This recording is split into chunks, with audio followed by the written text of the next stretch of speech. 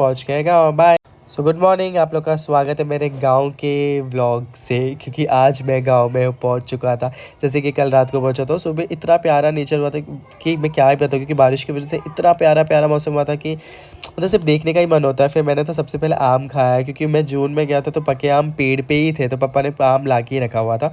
ऊपर से ये पूरे घर की सफाई करनी होती है, क्योंकि हम तो रहते ही नहीं थे यहाँ पे। तो हम जब भी आते तो पूरे घर की पहले सफाई करते, या तो किसी को कह देते वो साफ़ कर देते। और फिर उसके बाद साफ़ करने के बाद मैं अपने आप को चला साफ़ करने के लिए, क्योंकि बहुत ज़्यादा टाइम हो चुका था। यहाँ पे मैंने अपने आप को साफ़ कर लिया था। मैं आपको दिखाता हूँ कि मैंने घर किस तरीके से साफ़ किया। मैंने और पापा ने पूरे घर को धो डाला, पूरा साफ़ कर दिया था यहाँ पे।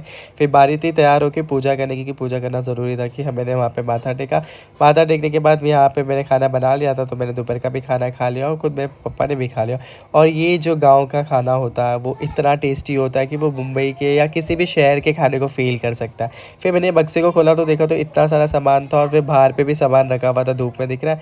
और जैसे ही मैंने यहाँ पे रखा सामान, और वैसे ही बारिश शुरू। फिर मुझे फटाक से सामान को घर के अंदर लाना पड़ा था। और इतना प्यारा मौसम हुआ था, इतना प्यारा खुशबू आ रहा था वो मिट्टी का और बारिश का, कि मैं आपको क्या है बताऊँ। फिर करते करते मैं तो भाग चला खेत के अंदर तक, कि मुझे पता था कि खेत पे जाऊँगा तो और अच्छा व्यू आएगा और अच्छा लगेगा। तो बारिश इतनी भी नहीं हो रही थी कि खेत पे ना जा सकूँ। तो यहाँ पे देखा तो ये पूरा धान लगे हुए थे उस वक्त के, और पूरा खेत इतना हरा भरा सा दिख रहा था कि मैं आपको क्या ही बताऊँ। तो मैं निकल चुका था पूरे गांव का राउंड मारने के लिए बारिश के ही टाइम, क्योंकि मुझे बारिश के टाइम मज़ा आता है गांव में घूमना। और इतना घूम के फिर मैं अपने टेरेस पे आ गया था कि देखने के लिए कि टेरेस से कैसा लगता है गांव, ये तो यहाँ से और प्यारा।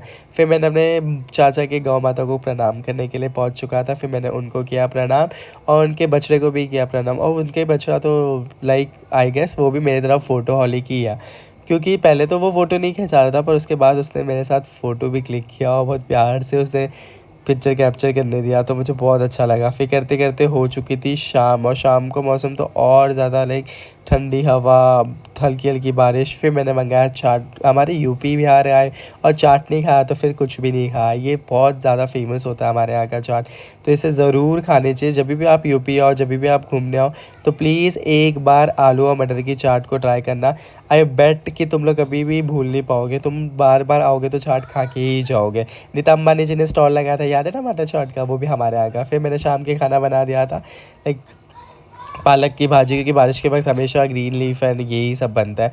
तो मैंने पालक की भाजी और यहाँ पे भात बना दिया, और इसी के साथ होता है मेरा व्लॉग एंड। आपको मिलते हैं कल के व्लॉग में बनारस वाले। तब तक के लिए बाय।